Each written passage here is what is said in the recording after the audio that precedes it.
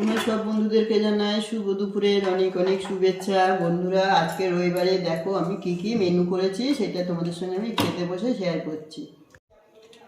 প্রথমে তোমাদেরকে দেখাচ্ছি গরম গরম সাদা ভাত।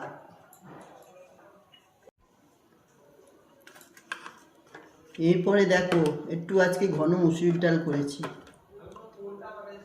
এরপরে বিট গাজর আলু ভাজা। আমি তোমাদেরকে সব নিচ্ছি আর তোমাদের সঙ্গে আমি শেয়ার করছি, কেন বলো তো, আজকে অনেকটা বেলা হয়ে গেল গো।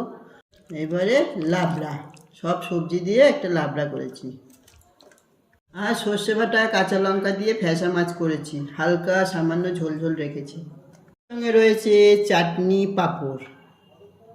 পাঁপড়ের পরেই রয়েছে রসগোল্লা আর জল।